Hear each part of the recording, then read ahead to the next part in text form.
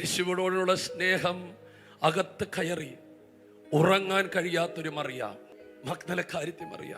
അതുപോലെ ചിലരെ ദൈവത്തിന് ഇവിടെ വേണം. യേശു മരിച്ചിട്ട് ഉറങ്ങാൻ പറ്റുന്നില്ല, യേശു മരിച്ചിട്ട് ഉറങ്ങാൻ പറ്റുന്നില്ല.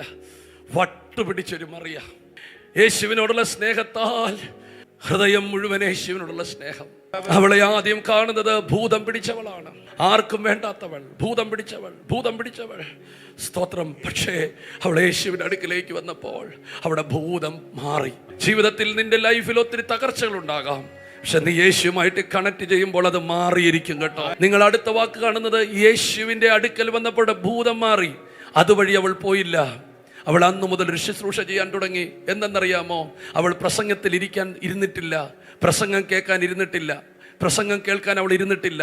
അവൾക്ക് പ്രസംഗം കേൾക്കണമെന്നില്ല. സ്തോത്രം. അവൾ പ്രസംഗിക്കുന്ന സ്ഥലത്തില്ല, പ്രസംഗിക്കുന്ന സ്ഥലത്ത് അവളെ കാണാൻ പറ്റത്തില്ല.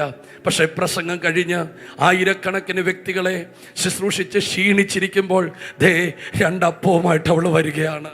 ഹെമേൻ. സ്തോത്രം. വചനം പറയുന്നു, അവൾ വസ്തുവകകൾ കൊണ്ട് യേശുവിനെ ശുശ്രൂഷിച്ചു പോന്നു. യേശുവിന്റെ ശുശ്രൂഷ അനുഭവിക്കുന്ന ഒത്തിരി പേരുണ്ട്. പക്ഷേ യേശുവിനെ ശുശ്രൂഷിക്കുന്നവർ എഴുന്നേൽക്കട്ടെ.